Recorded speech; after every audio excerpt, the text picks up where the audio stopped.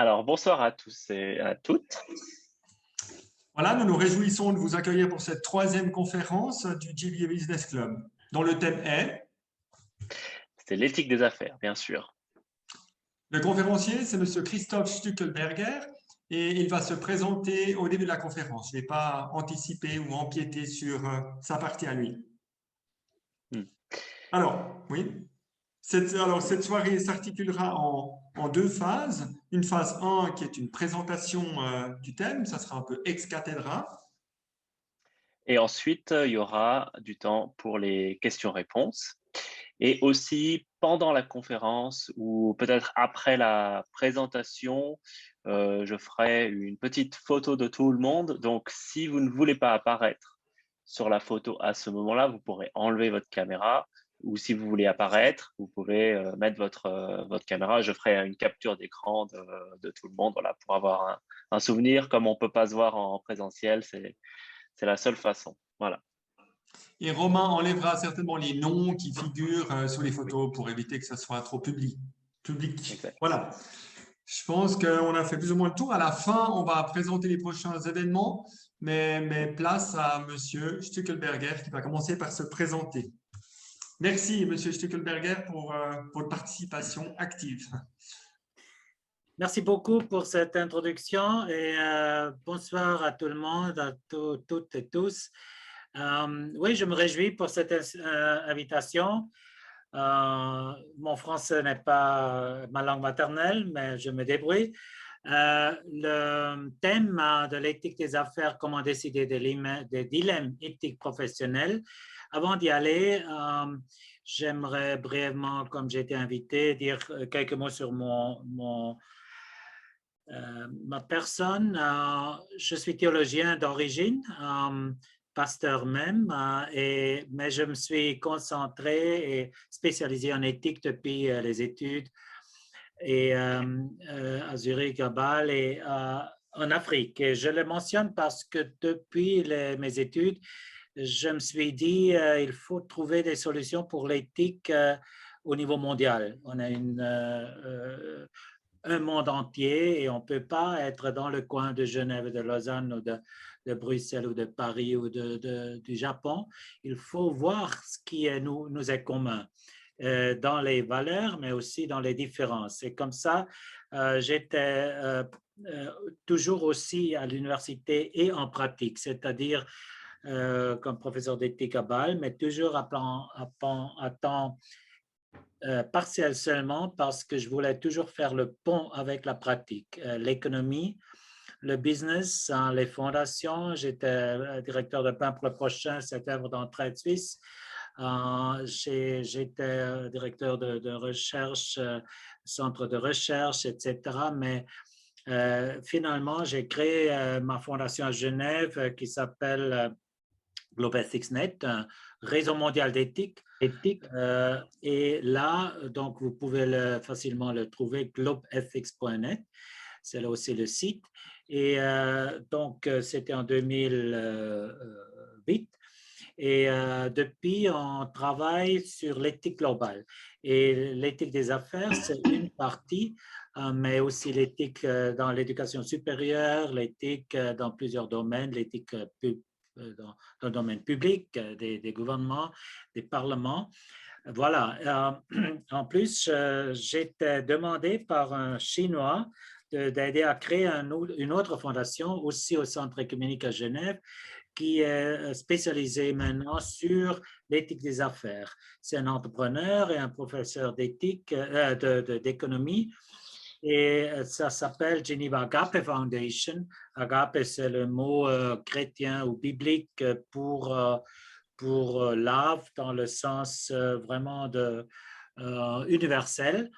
Et voilà, ce sont un peu des piliers à partir aussi d'une troisième fondation où je suis président qui se concentre concrètement pour les investissements, notamment en Afrique et en Asie. Donc, du business concrètement, mais pour les régions et les startups, pas en Suisse, mais outre-mer. Voilà, en bref. Maintenant, le thème, l'éthique des affaires, comment décider des dilemmes éthiques professionnels. C'est un thème qui me préoccupe depuis longtemps et j'aimerais en partager quelques slides. On va voir si ça marche. Est-ce que vous pouvez voir sur l'écran? OK, Oui, merci. c'est tout bon.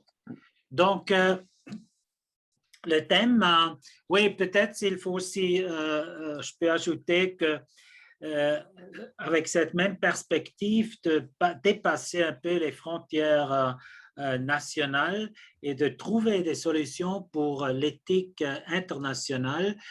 C'est une des raisons pourquoi j'ai accepté d'être visiting professor, professeur visiteur en Russie, donc à Moscou, à Pékin, et au Nigeria, et Nugu, et aussi à Leeds, Beckett University Business School en Angleterre. Donc, toujours avec cette même notion, si on veut trouver des solutions ensemble, il faut être à l'écoute des autres cultures, des autres valeurs. Et par exemple, dans les affaires, ça joue un grand rôle si vous exportez, vous avez des business, même avec l'Italie ou avec l'Allemagne ou au Nigeria ou en Chine ou en Asie centrale, vous facilement vous devez regarder les valeurs dans ces cultures et comment faire du business dans des cultures différentes. C'est un des thèmes. Et là, on trouve aussi les dilemmes, mais on peut aussi, il ne faut pas aller loin, les dilemmes, on peut aussi les regarder plus proches. Donc, ce que je veux faire, c'est juste quelques exemples de proches, des dilemmes, après les valeurs, quelques définitions, l'arbre des valeurs et vertus, et puis les relations entre ces valeurs et vertus, et puis comment gérer les dilemmes. Mais tout ça, je vais maintenant expliquer. Vous trouvez pas mal de choses que je vais présenter dans des livres. Il y a mon site web où il y a aussi la partie publishing. Il y a aussi sur GlobeEthics.net, il y a un très grand réseau, une bibliothèque purement virtuelle avec plus de 4 millions de documents et dont aussi mes articles et livres. J'aimerais mentionner surtout une que vous pouvez aussi télécharger gratuitement. Ça s'appelle, ça s'est publié aussi en français, entre autres, l'éthique, je ne sais pas si vous le voyez, peut-être pas, l'éthique du commerce mondial. Là, c'est vraiment écrit pour des praticiens comme vous, que voilà. Maintenant, je commence avec des exemples de dilemmes avant de dire ce que c'est un dilemme. Par exemple, je prends l'exemple de temps. Il y a parmi vous des gens à l'âge où vous avez famille, peut-être petits-enfants ou enfants. Aller au travail du village en ville en voiture ou en bus avec moins de temps pour les enfants, la famille. Hein? Un conflit concret qu'on a souvent on dit OK, si j'habite pas au centre de Genève, si je vais en voiture du canton de Vaud à Genève, ça me prend peut-être 30 minutes. Avec le train, ça me prend 1 heure. Est-ce que je consacre les 30 minutes supplémentaires avec ma famille à la maison ou je suis au bus, mais avec des dégâts environnementaux moins graves que si je pars en voiture. C'est simplifié, c'est clair, mais juste pour dire, c'est un des conflits entre des valeurs, je vais y revenir. Ou un exemple pénible ou douloureux, employeur licencié du personnel pendant COVID ou les garder avec le risque de faillite de la compagnie.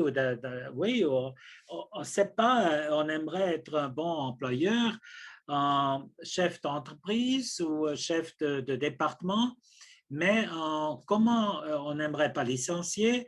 Est-ce qu'il faut quand même licencier? Est-ce que c'est éthique, c'est pas éthique? Et comment résoudre ce dilemme entre les aspects personnels du personnel et les aspects financiers de l'entreprise? Troisième exemple, comme employé, par exemple, vous êtes chef de finance, le supérieur ou la supérieure vous demande de transférer un montant élevé à un consultant en Asie centrale pour un projet commercial, vous exportez, vous importez. Comme exemple, après vos enquêtes, vous êtes assez sûr qu'il s'agit de pots de vin. Hein? On paye un consultant pour recevoir le mandat ou voilà. Si vous ne transférez pas cet argent comme chef de finance à ce consultant ou cette consultante, peut-être vous risquez de perdre votre travail, hein, parce que c'est le jeu qu'il faut jouer. Et ce ne sont pas des exemples inventés, vous pouvez bien vous imaginer. Comme j'enseigne dans tous ces pays ou dans beaucoup de pays, on est beaucoup confronté à cette question de pots de vin, de corruption. Voilà, juste trois exemples pour commencer. Maintenant, s'il faut clarifier de quoi on parle maintenant, juste en bref, je ne donne pas un cours d'un semestre, quelques aspects de définition. La morale, c'est normalement vu comme l'ensemble des convictions, des valeurs existantes dans une famille, dans une société, dans la société en large. C'est-à-dire, ce sont les valeurs des parents, de la société, de l'histoire qu'on veut vivre. Mais l'éthique, c'est la réflexion critique de la morale. Parce que un jeune adulte va dire, oui, mes parents ont dit ça et ça, mais moi, je décide autrement parce que mes valeurs sont différentes. Dans ma génération, par exemple, on disait, d'abord on se marie et après on vit ensemble. Hein? Aujourd'hui, c'est devenu presque la règle qu'on vit d'abord ensemble et puis on se décide de se marier. Hein? Donc, les jeunes disent, voilà, mes parents ont d'autres valeurs, la morale est différente que mes valeurs, mais après réflexion, je tiens à ces valeurs qui me sont chères ou que je copie de la société actuelle. Maintenant, c'est quoi les valeurs? Les valeurs, ce sont des repères d'orientation. Ce sont des repères généraux. Vous connaissez ces repères, on va y revenir, comme la paix, la justice, l'équité. Ce sont des valeurs qui sont pas seulement pour une situation spécifique, mais qui me sont chères dans ma vie, dans mon orientation. Par exemple, il y a des gens qui disent freedom above all, la liberté, c'est ma valeur principale. Je veux être libre dans toutes mes décisions et je ne veux pas être limité par des lois ou par des amis ou par une famille ou n'importe quoi, la liberté. D'autres disent non, l'équité homme-femme, par exemple, c'est ma valeur principale et je lutte pour que l'équité homme-femme, équité de tous les êtres humains soit réalisée. Mais qu'est-ce que c'est les vertus par rapport aux valeurs? Les valeurs, ce sont des repères pour des individus, mais aussi pour des communautés et aussi pour des institutions. On peut dire la Constitution de la Suisse, par exemple, a des valeurs dans la préambule. Une société a une charte de compagnie. Vous avez peut-être dans votre propre boîte des valeurs et vous les inscrivez pas seulement dans votre cœur, mais aussi dans une société. Mais les vertus, ce sont plutôt les points d'orientation individuels. la conscience, l'honnêteté. Par exemple, on dit normalement pas, c'est une société honnête. Hein? Ce sont les gens, c'est un dirigeant honnête, c'est un employé honnête. Donc, honnêteté est une vertu d'un individu. La justice ou l'équité, c'est une valeur individuelle, communautaire ou institutionnelle. J'en reviens. Les dilemmes, c'est quoi maintenant? Les dilemmes, c'est un conflit entre deux valeurs ou deux vertus ou plusieurs de ça. Donc, ce n'est pas un conflit entre le bon et le mauvais, hein? Parce que tuer quelqu'un, tout le monde va dire non, ça ne va pas. Donc, tuer contre ne pas tuer, ce n'est pas un dilemme en principe. Il y a des dilemmes aussi là. Mais en principe, on dit ça c'est mauvais, ça c'est bon. Mais le dilemme, c'est entre deux choses qui sont positives, deux valeurs, mais on ne peut pas les réaliser en même temps. C'est un dilemme. Donc, un dilemme entre deux choses positives ou deux choses négatives où on dit est-ce qu'on choisit le moindre des pires ou des mauvaises choses ou comment y échapper. Maintenant, je mixe un peu l'anglais et le français. Je n'avais pas le temps de traduire tous les slides de l'anglais en français, mais j'explique en français. Il y a trois dimensions d'éthique qui est aussi bien de savoir, c'est l'éthique individuelle. L'éthique individuelle, c'est moi et moi. Hein? Par exemple, si je fume ou je ne fume pas, c'est d'abord ma question à moi. Hein? Si je fume, peut-être je mets en danger ma santé, mais c'est ma santé, c'est ma décision. Mais l'éthique interpersonnelle, me and you, moi et toi, moi et vous.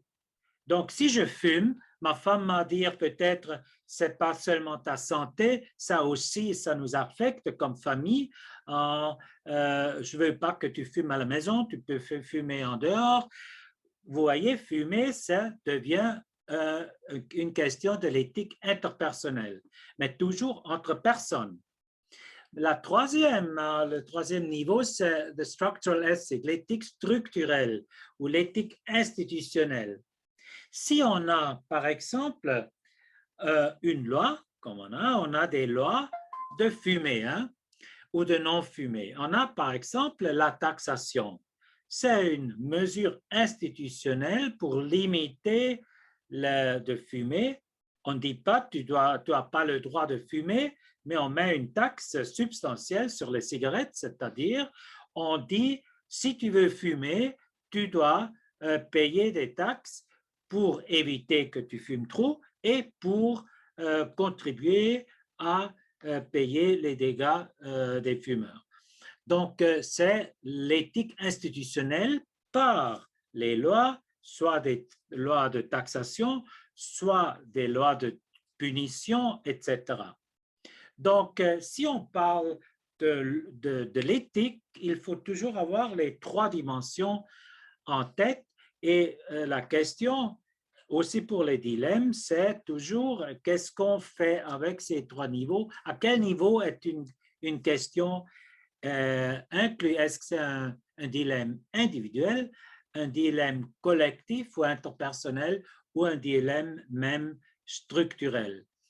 Un parlement a beaucoup à faire avec les dilemmes structurels.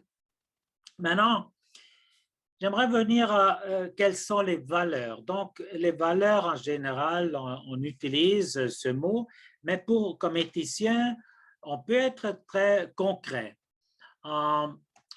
Les valeurs, je le dessine comme un arbre. On a un arbre avec des branches. Hein? Et par exemple, les valeurs en rouge à gauche,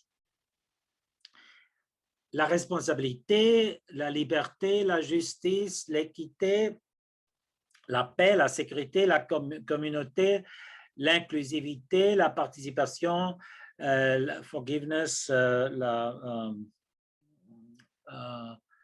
La capacité à pardonner. Oui, oui, le pardon, merci.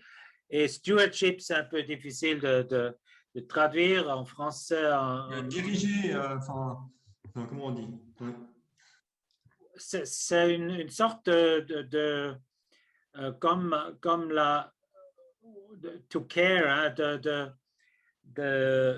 d'être concerné. L'intendance, non? Pardon? L'intendance, peut-être? Oui, peut-être, oui. Oui. Ça peut être aussi la résilience. La résilience aussi, oui. Ouais, ok. Oui. Ouais. Vous voyez, déjà, il y a un aspect dans l'éthique aussi, un aspect de langue, parce que c'est vrai, par exemple, quand on a publié ce livre, Une éthique du commerce mondial, l'origine c'était allemand, après on a fait l'anglais, après on a fait le français, après on a fait le chinois, et chaque fois on avait des discussions, quels sont les mots adéquats dans une langue pour traduire. C'est très intéressant. Je suis fasciné par les langues pour mettre en contexte. C'est en effet la contextualisation des mots. Maintenant, à droite, vous avez une liste, et ce n'est pas terminé cette liste, mais ce sont quand même sur la base de mes orientations globales, ce que je découvre pratiquement dans chaque culture, aussi comme vertu, l'intégrité, la compassion, caring, la transparence, accountability, reliability, le respect, l'humilité, le courage, la gratitude et la générosité. Donc, maintenant, vous voyez que les valeurs et les vertus, ça reste encore à un niveau un peu général. Et après, on peut le traduire dans un contexte concret. Par exemple, on peut dire le respect entre hommes et femmes, c'est une concrétisation de respect entre les genres, hein? Mais il y a d'autres concrétisations, le respect employeur-employé, le respect être humain, animaux, etc. Donc, on peut écrire 500 pages sur le respect seul, hein? Mais ici, il s'agit d'orientation générale. Et la même chose avec les valeurs.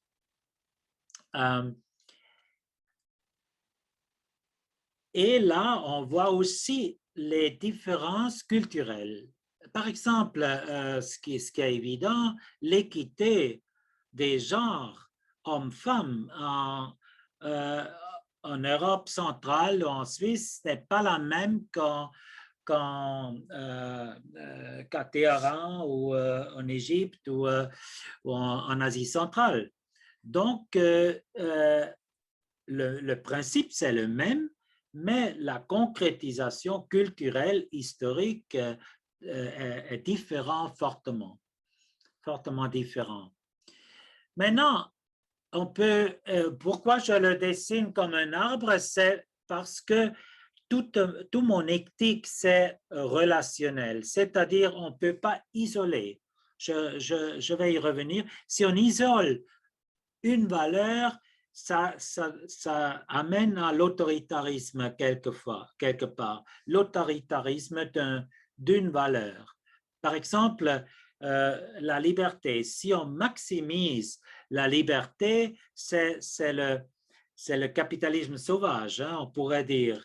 Sans régulation, on dit la liberté avant tout, où le Thatcherisme en Grande-Bretagne, on avait critiqué comme la liberté est isolée et pas mise en balance avec, par exemple, la justice. Où la justice totale peut être aussi autoritaire si on dit la justice avant toutes les autres valeurs. En principe, ce serait nécessaire dans ce cas de dire si la justice est vraiment la priorité sur toutes les autres dimensions. Le communisme qui force les gens d'être en justice totale, en équité totale, et il n'y a pas de liberté. Hein, vous voyez, notamment ce conflit entre justice et liberté est historiquement un des grands conflits de valeurs, si on veut dire, d'idéologie, on l'appelle souvent, mais en principe, derrière ça, il y a le conflit de valeurs. Maintenant, mon approche, c'est vraiment de mettre en relation et dire, si on met en relation ces valeurs, ça donne une balance. C'est pourquoi j'ai aussi publié un livre qui s'appelle Globalance, Ethics Handbook for a Balanced World, post-COVID. L'année passée, j'avais publié en 30, oui, les 600 pages, c'était le fruit de lockdown pendant COVID. Là, moi, je dis, il faut toujours avoir une approche systémique, hein, pas isolée. Donc, la relation entre ces valeurs fait après la dynamique, le dynamisme de l'éthique. Je ne peux pas aller dans les détails, mais on peut y revenir en discussion. La même chose avec les vertus. Par exemple, on pourrait dire self-confidence, hein, la confiance en soi-même est peut-être le contraire de l'humilité. Hein? Mais si on le met ensemble, on peut vivre les deux vertus en balance. Self-confidence, ça peut amener à des personnes qui vraiment sont égoïstes et disent, voilà, c'est moi, moi, moi. Et l'humilité peut amener à des personnes dépressives qui se soumettent toujours, qui n'osent jamais crier, qui n'osent jamais mettre la vie en main. Mais si on balance les deux, on voit que ça, c'est après une balance de vertu. Il y a surtout aussi un conflit, ce que j'appelle conflit triangulaire. Et là, dans le business, je crois, vous pensez toujours à ce que je dis au business parce que c'est l'éthique des affaires de ce soir, mais on peut traduire tout ça en business. Si vous travaillez au niveau international, mais même ici, vous voyez une certaine tension, on peut même dire aussi une forme de dilemme entre l'éthique, les relations et le droit. C'est comment? L'éthique, c'est les valeurs. Et comme j'ai dit, le droit, les lois, la Constitution, les droits de commerce, ce sont des valeurs institutionnalisées. Et maintenant, il peut y avoir un conflit entre les deux. Par exemple, comme j'ai dit dans le dilemme, un des trois dilemmes, l'obéissance au supérieur est clé pour toute relation d'une entreprise. Hein.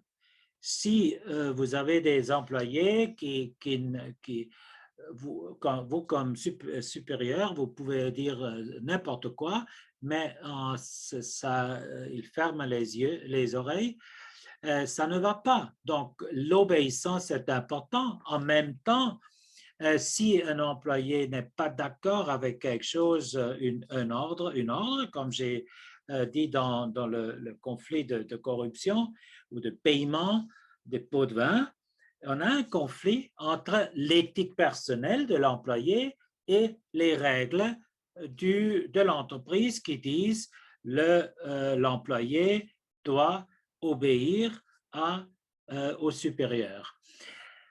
La question des relations, ça je discute souvent avec nos amis en Asie, mais aussi en Afrique. Vous savez où il y a une culture où les relations sont souvent supérieures au droit. Nous, en Europe, on est habitué d'avoir un état de droit où obéir au droit, à la loi, est importante pour la vie de la société.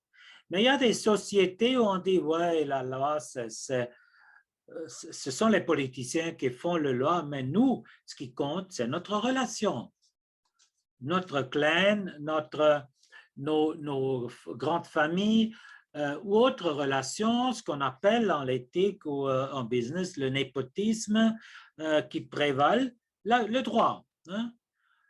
Si c'est un cousin qui s'intéresse pour un poste dans mon entreprise, c'est clair, il prévale même s'il est moins bon, moins qualifié qu'un autre. Hein? Donc, il y a toujours des conflits entre ces trois dimensions, l'éthique, les valeurs, ce qui est dans le droit et ce qui est dans la réalité des relations.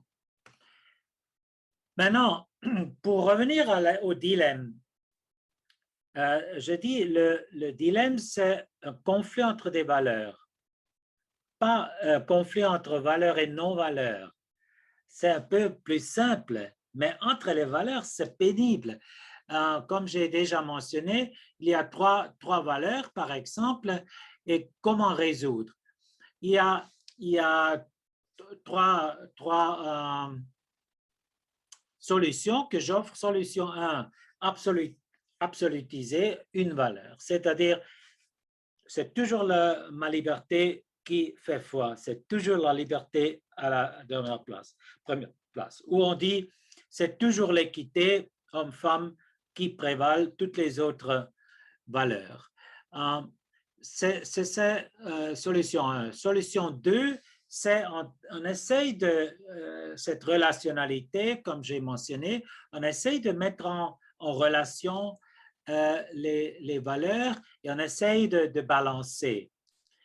La troisième solution, c'est règle de dominance. On peut aussi dire ce qu'on appelle situation ethics, l'éthique de la situation. On dit, on a des valeurs, mais dans la situation A, on décide pour le valeur C, hein, en top, comme trois podestes hein, en sport.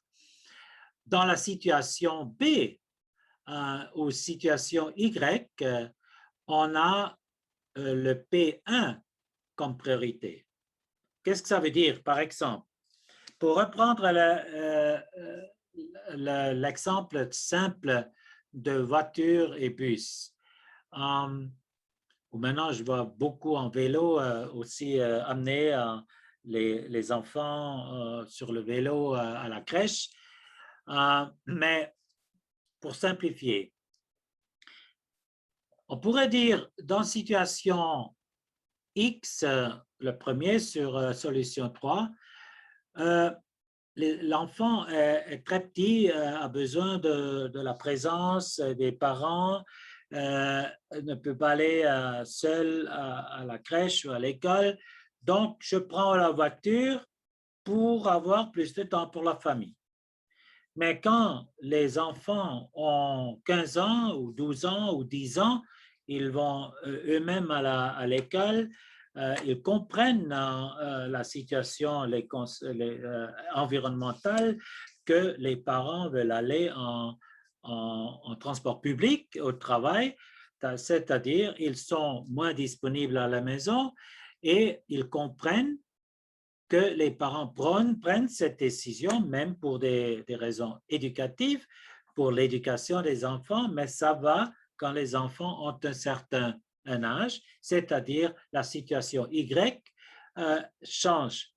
Donc, vous voyez, c'est un peu, on a les mêmes valeurs, environnement, famille, communauté, etc. Mais selon la situation concrète, on priorise l'un ou l'autre, l'une ou l'autre des valeurs. Maintenant, pour terminer, avant d'ouvrir la discussion, on peut, d'une manière scientifique, mais même personnelle, voir un peu une méthodologie, comment résoudre des questions éthiques et inclut des questions de dilemme. Les étudiants l'utilisent aussi pour écrire des travaux en éthique, mais vous pouvez aussi, si vous avez un tel problème dans vos affaires, l'éthique des affaires, pourquoi pas brièvement regarder à ces choses.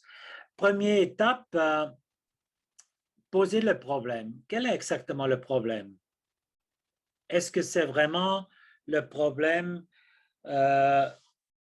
disons, je prends l'autre exemple, l'éthique des affaires. Est-ce que c'est le problème de payer les pots de vin ou pas?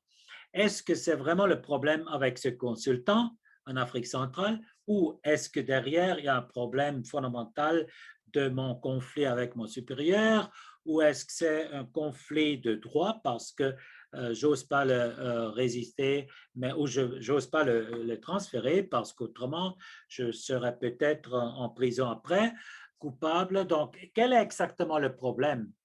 Analyser la situation, les faits, est-ce que, voilà, après les alternatives de comportement, on fait la liste, quelles sont les options?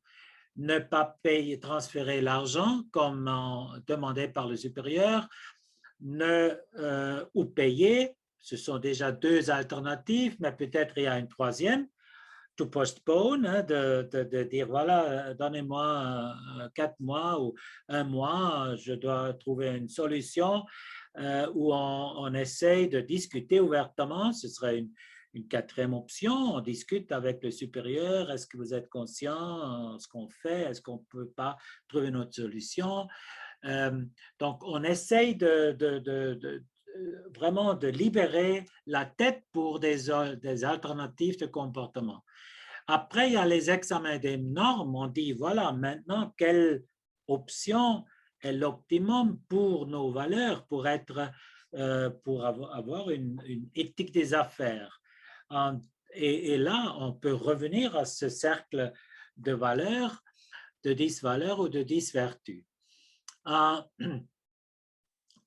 Après, il y a, par exemple, l'honnêtement, l'intégrité joue un rôle dans un tel conflit. Est-ce que je fais quelque chose, mais je ne le dis pas au supérieur, ou est-ce que je suis absolument transparent, etc.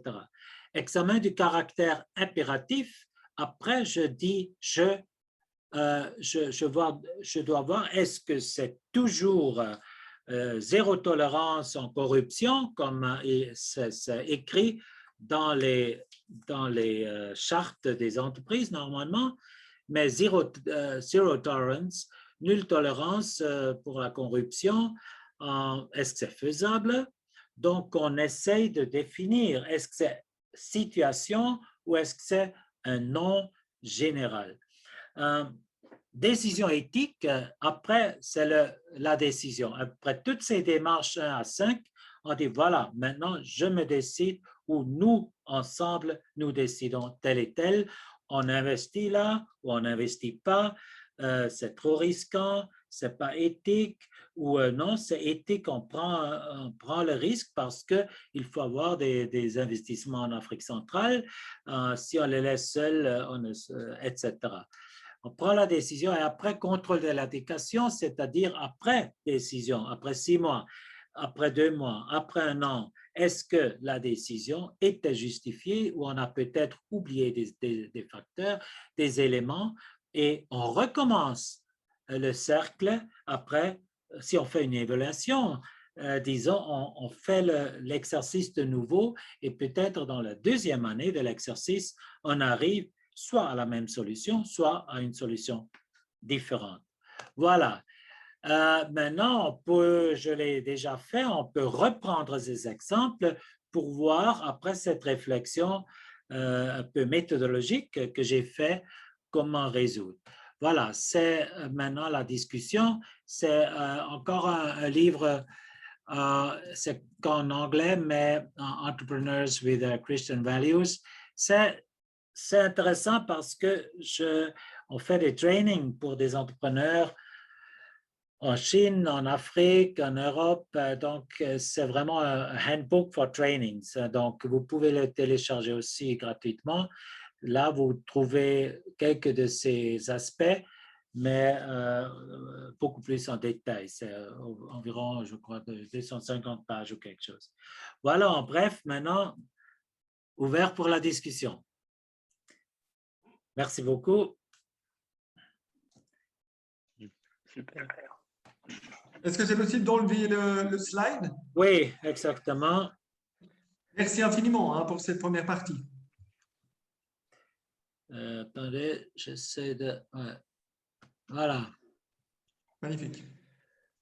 Ok, parfait. Alors, juste avant qu'on commence les questions, on fait rapidement une petite photo. Donc, ceux qui veulent apparaître peuvent mettre leur caméra. Ceux qui ne veulent pas apparaître peuvent l'enlever. Je fais ça vite fait, donc je vous laisse quelques secondes. Attention, est-ce que vous êtes prêts? Sourire. 1, 2, 3. Parfait. Encore une, et après je vous laisse. 1, 2, 3. Parfait. Okay, très bien. Donc maintenant, je pense qu'on va passer aux questions. Si vous avez des questions à poser à notre intervenant, nous vous laissons la parole.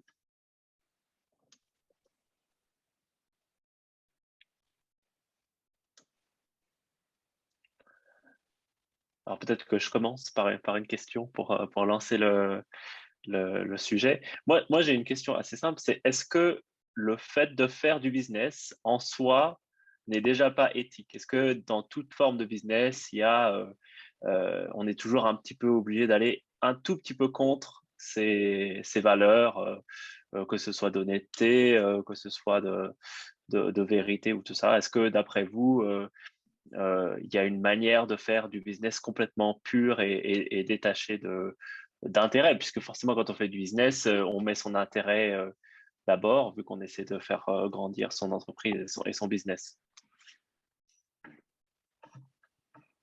Est-ce que je réponds directement ou comme vous voulez, ou en collecte? Réponse. OK. Oui, c'est une question clé, c'est clair.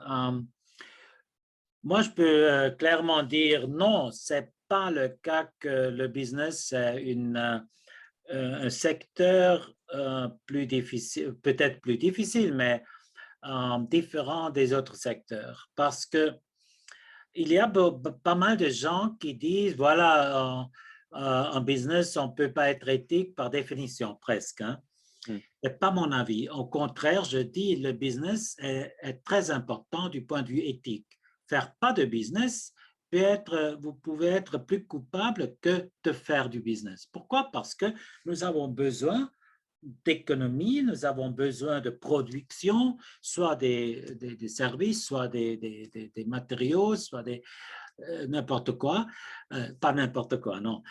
Donc, faire du business est vraiment en soi très positif. Pas l'Église catholique, où il n'y a pas que c'est une association d'entrepreneurs catholiques, chrétiens, mais pas seulement catholiques, aussi d'autres confessions. Ils ont publié un texte de 30-40 pages, The Noble Vocation of Business, la vocation. Hein, ils l'appellent même la vocation. Faire du business, ça peut être une vocation comme la vocation d'être professeur ou d'être cleaning person aux toilettes. Donc, chaque profession a sa dignité, ses devoirs et ses limites et ses dangers ou challenges. Hein. Donc, dans ce sens, je crois qu'on devrait comprendre faire du business comme une vocation et je le dis maintenant comme quelqu'un qui vient de l'éthique chrétienne, mais en islam, par exemple, c'est la même chose. La profession n'est pas seulement a job. Hein? I do whatever I want to get money.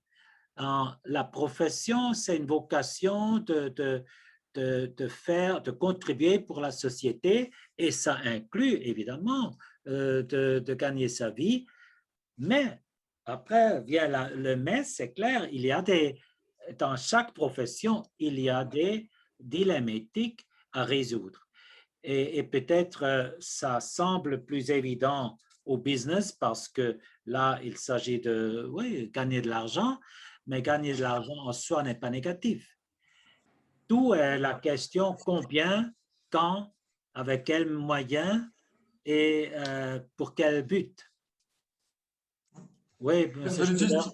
ouais, je veux juste dire que, bon, évidemment, si on regarde du côté de contribuer à l'économie, c'est clair que c'est très éthique, parce que sans business, il n'y a pas, sans économie, il n'y a pas de nourriture sur la table. Mais quand on est en compétition, et c'est quasiment tout le temps le cas avec d'autres compagnies, forcément, on va essayer d'avoir du business. Et si on revient sur les valeurs chrétiennes, puisque c'était affiché tout à l'heure sur votre livre, bah, évidemment, si on était vraiment chrétien, on dirait, bah, je te laisse le business, puis moi, je le laisse tomber. Un petit peu comme dans l'histoire d'Abraham et de Lot. Euh, Prends le terrain, puis moi, je prendrai l'autre terrain qui est moins intéressant. Euh, voilà, donc là, je pense qu'il y a aussi un dilemme. Je prends le business au détriment de l'autre. On est en compétition, je vais tout faire pour l'obtenir. Non, mais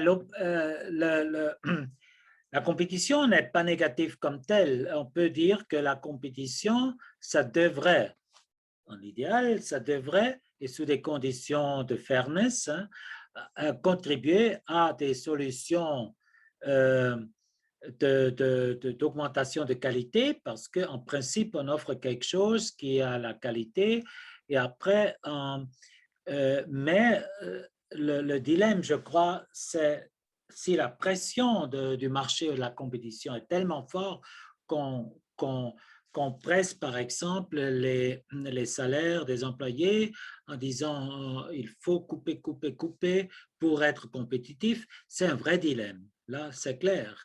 Mais la compétition comme telle n'est pas négatif du point de vue éthique. Au contraire, on peut dire si la contribution sous des conditions d'un cadre de l'équité, de fair competition, ça contribue à la qualité. Maintenant, il y a, je crois, le vrai problème, c'est est-ce qu'on on sort de business ou on reste si est-ce qu'on sort si on ne peut pas résoudre les problèmes éthiques. Et là, je pourrais vous raconter des heures, des histoires de personnes qui viennent chez moi pour dire qu'est-ce que je dois faire. Moi, je veux quitter le business, je supporte plus malhonnêteté, pression, je dois jouer le jeu de corruption, je n'échappe pas, je vais quitter. Je prends un exemple.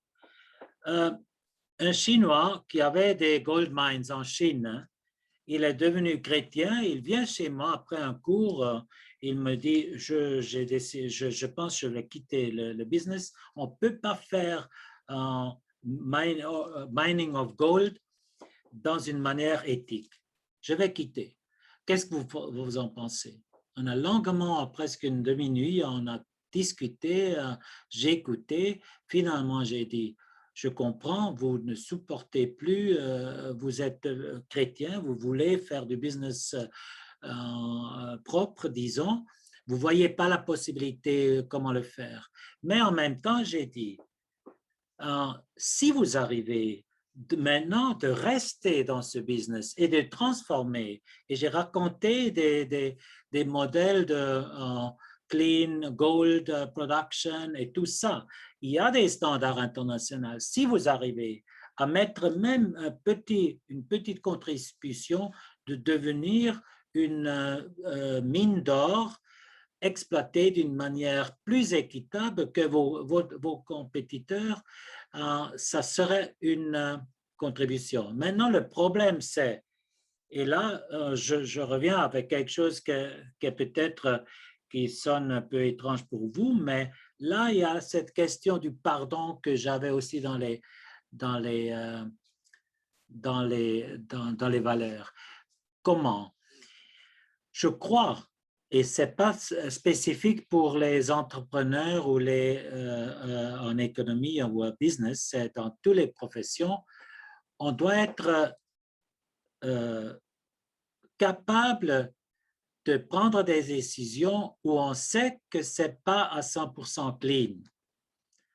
Maintenant, vous dites, ah, vous donnez l'autorisation comme professeur d'éthique de faire n'importe quoi. Non, mais je dis, il y a des dilemmes qu'on ne peut pas résoudre, c'est-à-dire on se trouve guilty, hein, coupable. Mais c'est là où je dis, il faut vivre avec ça. Et maintenant, c'est une parenthèse chrétienne en disant, parce qu'on sait qu'on peut vivre même si on est coupable, parce que tout le monde est coupable, on ne peut pas échapper. Et si quelqu'un dit, ouais, j'ai une cœur clean as a white shirt, c'est faux, c'est pas possible. Donc, moi, j'encourage normalement les gens plutôt de rester dans le business que d'échapper en disant, vous pouvez faire plus de différence que si vous sortez. Ce Chinois qui a dit, oui, j'ai maintenant un peu d'argent, je vais être enseignant ou je vais faire, oui, j'ai dit oui, mais vous laissez les mines d'or to the crooks, hein, aux criminels. Mais si vous restez, vous avez, et si vous voyez une possibilité et un accompagnement éthique, peut-être vous pouvez faire plus de différence. Mais je sais, c'est très, très difficile vraiment dans les situations concrètes. C'est juste un encouragement de dire don't give up with business, mais pas transform it. Hein? Vous avez au fond répondu partiellement à ma question. J'aime bien votre exemple des pots de vin, mais si on réfléchit bien, donc il y a le patron qui donne l'ordre de virer tel montant.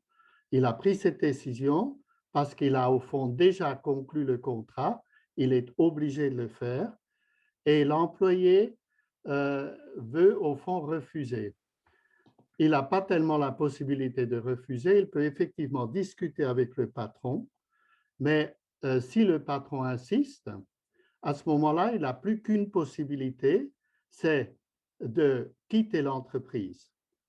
Mais ce monsieur, ce directeur, il a à la maison 2 étudiants et puis 2 autres enfants. Il a un loyer à payer, il a ceci et cela. Alors, que fait-il? Il aimerait être chrétien, mais il a sa famille, il a toutes sortes d'impératifs. Et là, je pense que c'est une question difficile. Bon, on peut un petit peu regarder maintenant vers les mines d'or que vous avez citées, mais est-ce que cet employé arrivera à améliorer la situation? Il peut peut-être discuter avec le patron, mais il est limité dans ses agissements. Voilà. Oui, exactement. Je crois que c'est... Ah, vous voulez revenir, Monsieur HP Network? Non, allez-y. Non, je crois que vous avez mis le doigt sur un point très important. Et là, quand je dis avant que moi, j'encourage plutôt les gens de rester dans le business, mais il y a aussi les situations, comme vous le mentionnez, où on arrive à la conclusion de quitter ou de changer l'entreprise. Parce qu'on dit, je n'ai pas la chance vraiment de changer, je suis trop petit dans une grande entreprise, par exemple, où toute la culture de l'entreprise n'est vraiment pas ouverte à mes valeurs. Et là, ça peut être conséquent de dire, je quitte et j'essaye de choisir, de trouver un emploi avec une compagnie, un employeur qui partage mes valeurs, ou j'ouvre mon petit start-up pour vraiment pour maîtriser les valeurs et mettre en pratique les valeurs que j'aimerais mettre en pratique. Et là, je crois qu'on est dans un beau temps dans ce sens que la sensibilité pour ça est assez grande maintenant. Il y a beaucoup notamment les gens de votre âge, la majorité de vous, the best age, hein, au milieu de la vie, il y a beaucoup qui cherchent maintenant vraiment de réaliser et de réconcilier les valeurs avec la profession. Mais, et moi, je dois aussi dire, sans vous flatter les femmes là, qui sont nombreux aujourd'hui, moi, je vois souvent les femmes qui m'approchent dans ces dialogues presque de coaching, hein, où à la fin, plus de courage de quitter et de changer la position. Je dois dire, il y a aussi des hommes, il y a les deux, mais je crois ce courage, et ça c'est maintenant un autre aspect de ce que vous dites, Armin, que comment être préparé, quel est le sacrifice qu'on est prêt à donner, est-ce qu'on est capable? Par exemple, le cas que vous dites, on a des enfants, on a des responsabilités familiales, peut-être on n'a pas la liberté qu'on aimerait avoir pour changer. Hein? Autrement, on est 60, les enfants sont partis, on a plus de liberté économique, on dit voilà, je peux me permettre de faire ce pas et de quitter. Concrètement, j'ai pas mal de personnes qui changent dans le domaine de la fondation, d'une fondation à but non lucratif. J'ai beaucoup de gens qui s'offrent pour des positions dans nos fondations pour cette raison. Ils disent maintenant, je dois quitter le secteur privé, je veux faire quelque chose de positif pour l'humanité. C'est extrême, hein, mais c'est la réalité. Maintenant, pour revenir à votre point de la planification, par exemple, le cas de Potvin, on pourrait dire, peut-être la personne n'est pas capable de ne pas transférer sans perdre le job, mais il peut dire après le transfert, il peut dire, voilà, je suis coupable parce que j'ai fait le jeu 7 fois. Mais maintenant, je vais au chef et je dis, j'ai encore transféré, mais je sais la situation, je connais la situation, vous la connaissez, nous devons trouver une solution qui va au-delà, aussi pour des raisons juridiques.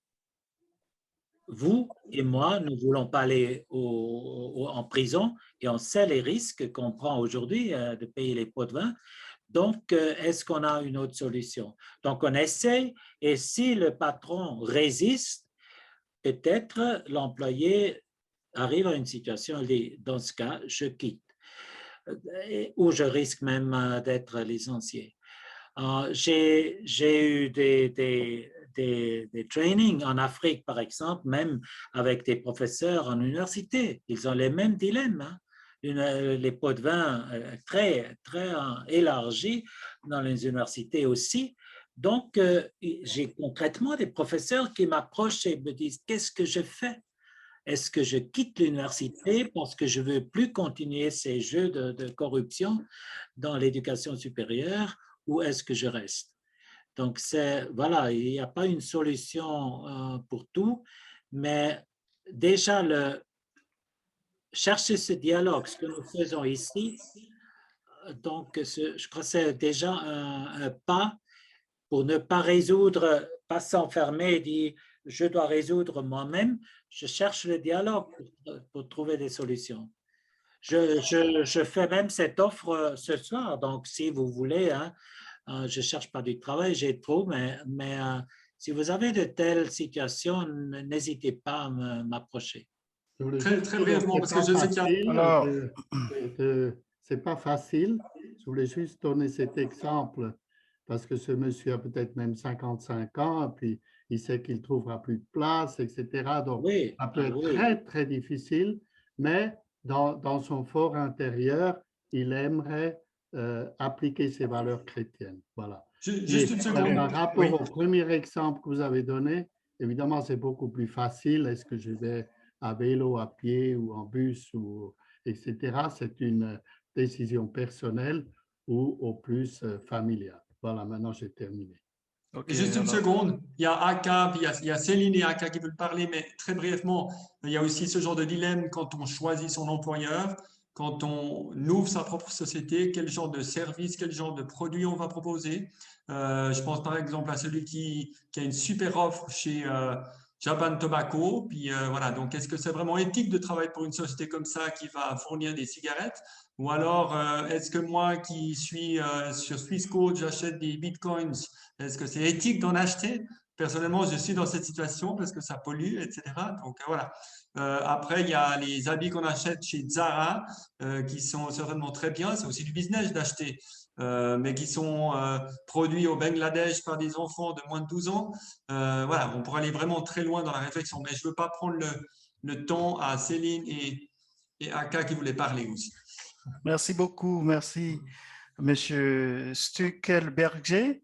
En tout cas, j'ai beaucoup aimé votre approche de dire que il faut pas quitter, mais il faut plutôt rester parce que en restant, ben, on peut continuer déjà à consolider sa position et puis on peut aussi observer des possibilités donc de solutions. Euh, Moi, ce que je souhaite aborder ici avec vous, c'est la question des contrats avec les collaborateurs. Aujourd'hui, vous le savez bien que la COVID, et vous avez souligné cela en disant que la sensibilité de la situation actuelle est favorable, mais un collègue avec qui peut-être on est ensemble depuis, on va dire, presque une décennie, on n'a pas forcément tout formalisé par écrit. Et puis maintenant, bon, il y a question d'argent qui arrive parce que ben, il y a la réalité, mais aussi peut-être des personnes prêtes à mettre peut-être du capital et donc du coup les positions. Comment trancher entre guillemets? Est-ce que votre plateforme, parce que je vous connais bien, donc, monsieur, par rapport à l'OMPI, je crois qu'on s'est rencontrés une ou deux fois à l'OMPI, donc c'est un honneur pour moi de vous voir ici aujourd'hui. Donc, sur cette question de contrat, est-ce que vous pouvez dire quelque chose en interne au niveau de l'entreprise? Sinon, j'aime beaucoup votre approche de dire il ne faut pas quitter parce que quitter, c'est un peu la solution facile pour moi. Rester, c'est bien, mais avec tout ce que ça comporte, quoi. Merci bien. Peut-être je propose qu'on prend aussi la question de Mme Céline Van-Til et puis je réagis aux deux ensemble ou l'un après l'autre. Ok, d'accord. Merci beaucoup pour votre présentation. Bon, dans la situation sanitaire d'aujourd'hui, on fait face à de nombreux dilemmes éthiques, mais personnellement, dans ma situation, j'ai fait face ces 8 dernières semaines à un questionnement permanent qui relève aussi une partie de l'éthique et par rapport à mon activité sportive. J'ai fait un traumatisme crânien 8 semaines en arrière. Donc la question se pose concrètement, est-ce que je dois continuer? Est-ce que je dois arrêter? Tout ça par rapport à ma santé. Parce que j'ai un handicap et j'ai eu un grave accident il y a 13 ans. Et par rapport à mes partenaires, à mon comité de soutien, etc. Donc, je m'en suis quasiment sortie. Je peux pas encore en dire plus sur ça. Mais bon, à côté de tout ça, je suis quelqu'un de très engagé. J'ai fondé une association moi-même. Je suis engagée dans plusieurs autres associations, dans un conseil d'éthique pour les institutions genevoises.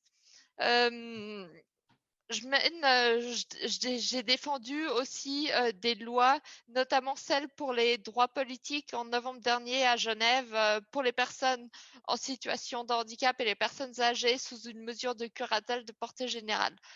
Bref, je suis très engagée, c'est une chose.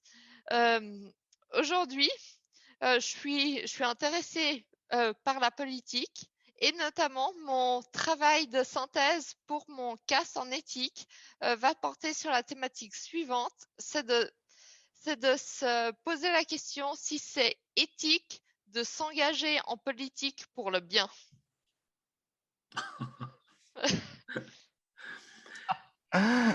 Voilà, merci beaucoup. Toute une série de remarques et de questions. Pour revenir au contrat, oui, c'est pas facile. Moi, j'observe, comme vous le savez très bien, j'observe vraiment des différences culturelles qui sont plus grandes que je m'imaginais il y a 10 ans. Quand j'arrive en Chine et ils me disent on ne signe pas, d'abord on discute 3 heures et le mot compte comme contrat.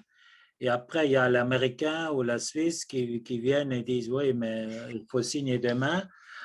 Donc, il y a vraiment et après, le Chinois signe sous mes yeux et dit oui, oui, si vous voulez le papier, je vous signe, mais ça n'a pas de valeur pour nous. Donc, c'est exagéré ce que je dis, mais c'était proche de ça.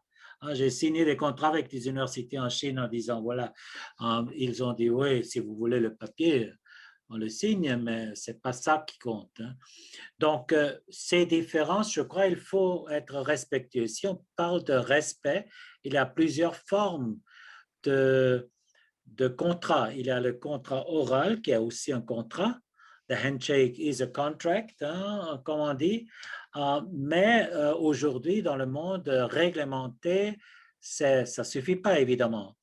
Donc, comment faire pour réconcilier ces différents aspects? Moi, je crois qu'il faut là aussi balancer. Il y a vraiment, j'ai reçu hier d'une banque suisse 110 pages de contrat juste pour ouvrir un simple compte pour une association. 110 pages, avec toutes les FATCA et toutes les... Donc, on s'imagine, comme a startup, to open a bank account and you have to sign 110 pages of legal pages. Donc, ça, c'est l'autre extrême, le Chinois qui dit je vous signe parce que ça ne vaut rien, et l'autre qui dit, l'Américain, pour ne pas le citer, qui dit 110 pages pour une simple compte bancaire. Et là, je crois qu'il faut travailler vraiment à réconcilier un peu et d'éviter les extrêmes.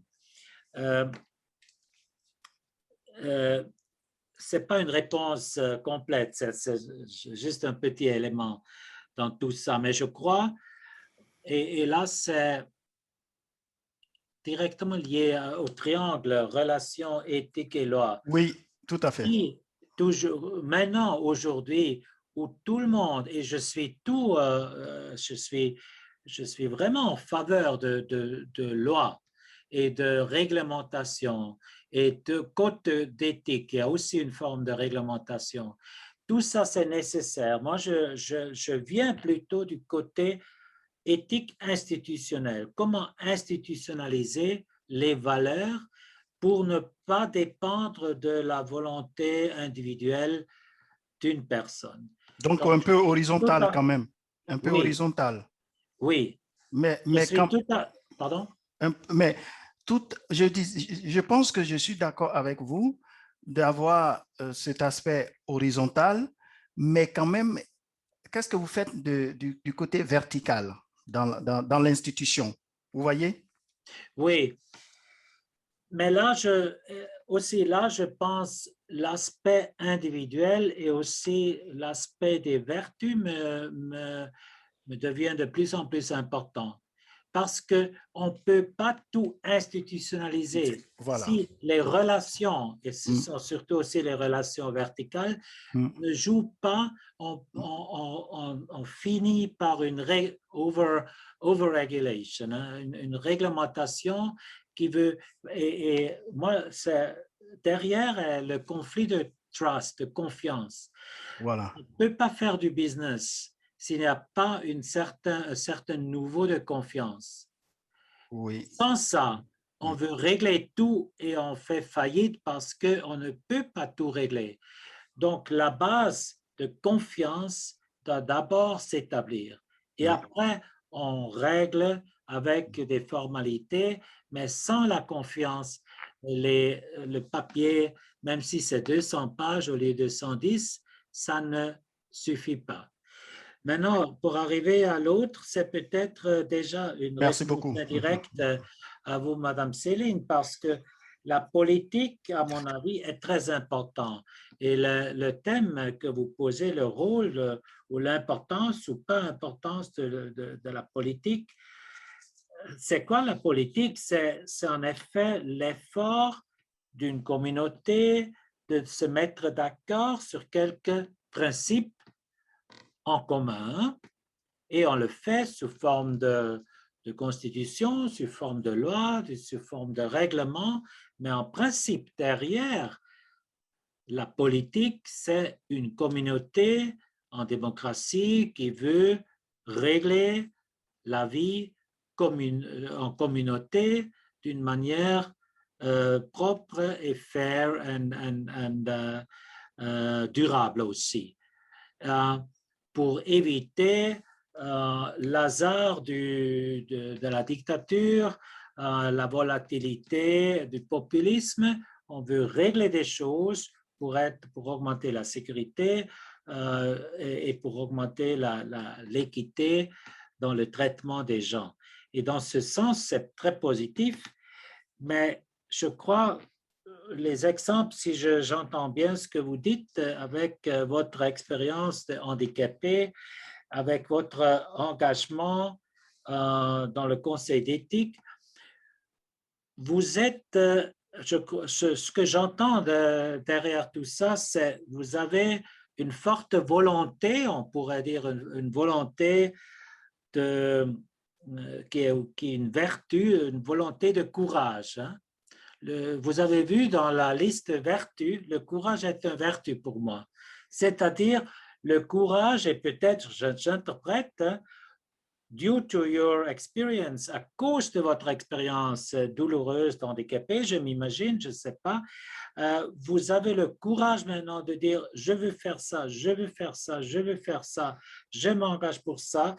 Et je crois que ça montre de nouveau l'importance des vertus et de votre caractère et de votre intégrité. Moi, j'ai publié un livre et j'ai beaucoup réfléchi les 5 ans passés sur la vertu de l'intégrité. C'est quoi? L'intégrité, pour moi, c'est un peu l'ensemble, la parenthèse de toutes les vertus et les valeurs. Parce que finalement, c'est la personnalité. J'ai confiance en vous ou j'ai pas confiance. J'ai confiance parce que je sens que vous êtes une personnalité avec la volonté d'intégrité. Ça ne veut pas dire que nous tous avons des défauts, des défis, mais c'est une personnalité qui veut vivre l'intégrité. Et c'est ça, à la fin, qui compte. Et je crois c'est peut-être aussi une réponse à la question qu'on a discutée avant, la question de sortir d'un job ou pas. À un certain moment, c'est la question de ma réputation et de mon intégrité. Si je risque, est-ce que je perds mon intégrité et ma réputation? Et je dis souvent aux gens, aussi même aux académiques, les professeurs, mais aussi dans les entreprises, l'intégrité et la réputation est le plus, the most precious good that we have. Hein? Comment dire en français? C'est comme un jewel, hein? C'est comme la joaillerie. Un bijou. Un bijou. C'est notre. La chose la plus précieuse. Oui, merci. La chose la plus précieuse que nous avons, c'est notre réputation et notre intégrité. Si on perd ça, on peut le perdre overnight. Hein? On doit avoir, parce que la réputation et l'intégrité se développent pendant des années. On n'est pas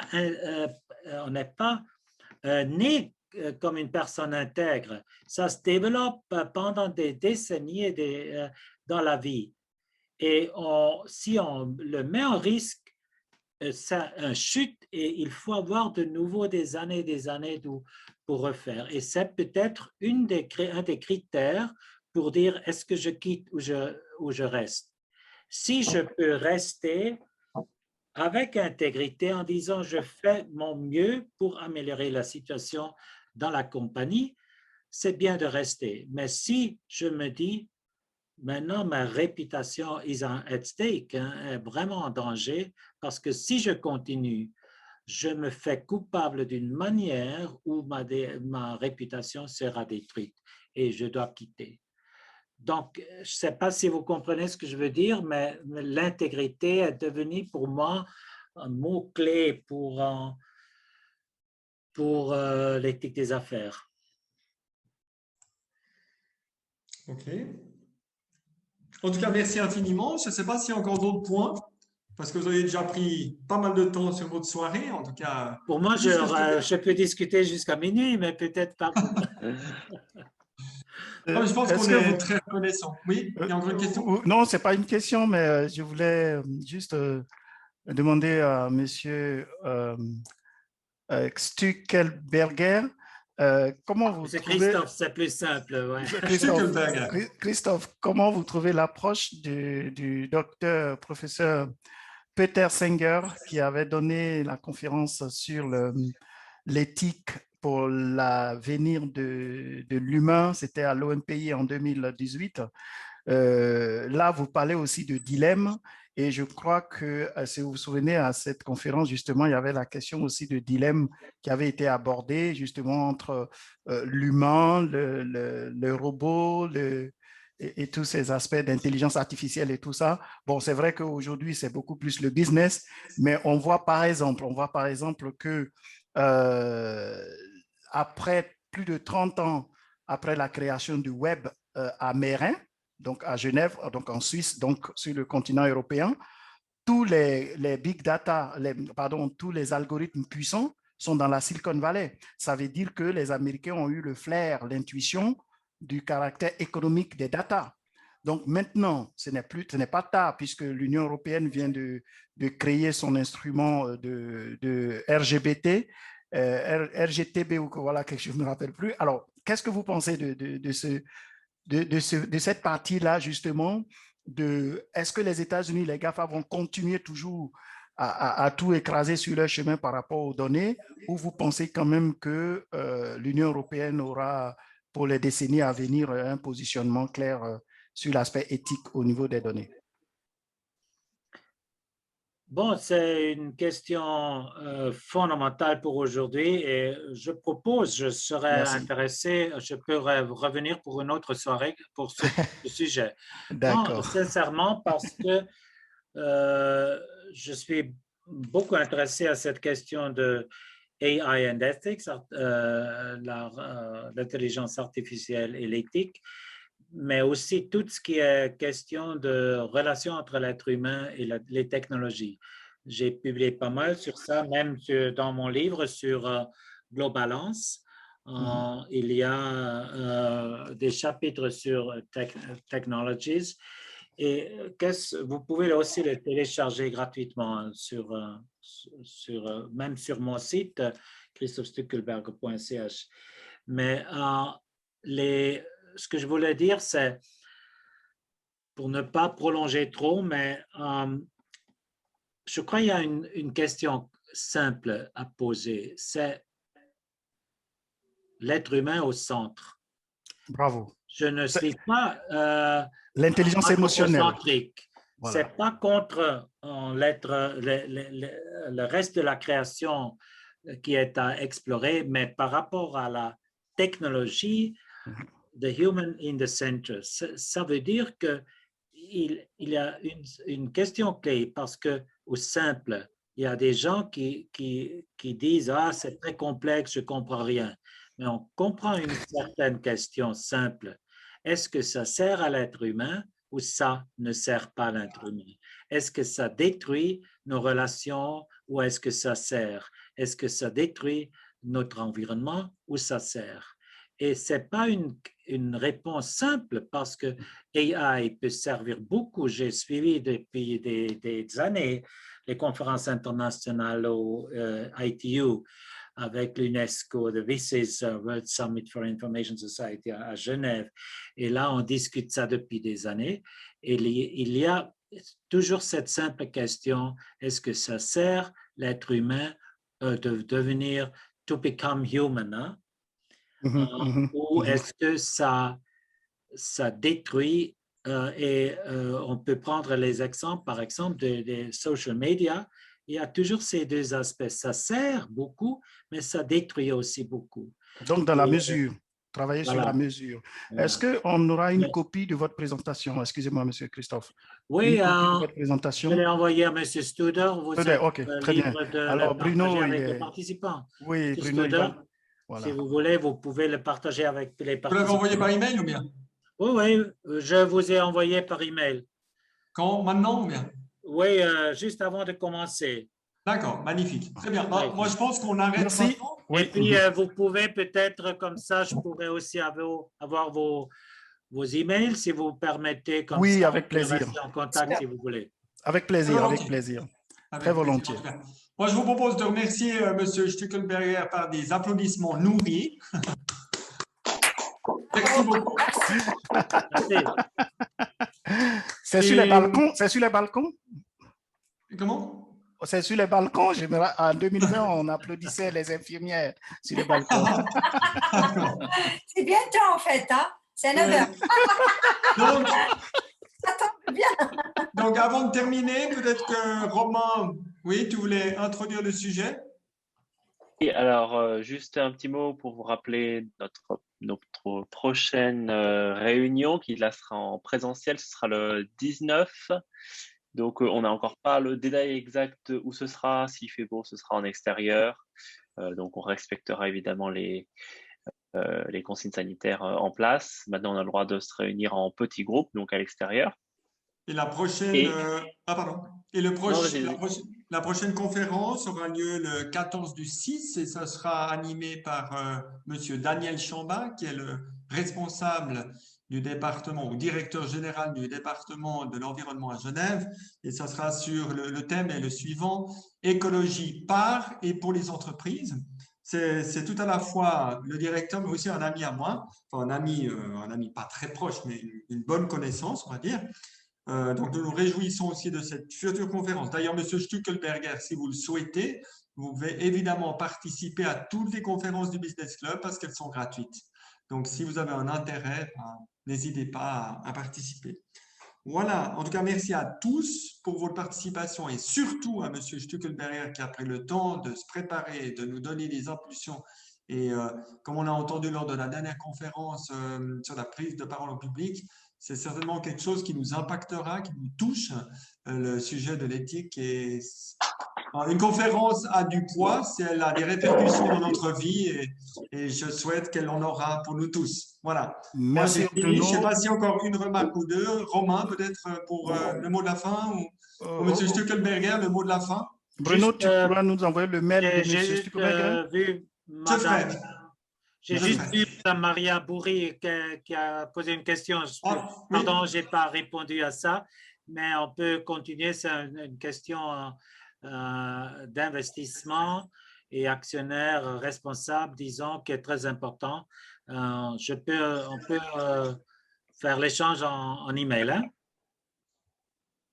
Très volontiers.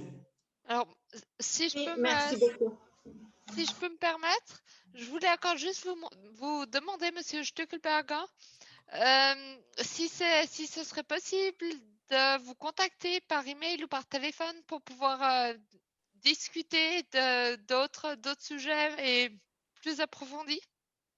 Oui, j'ai juste toutes ces coordonnées, hein, si jamais. J'ai juste mis mon email dans le chat, stuckelberger@president.foundation en anglais.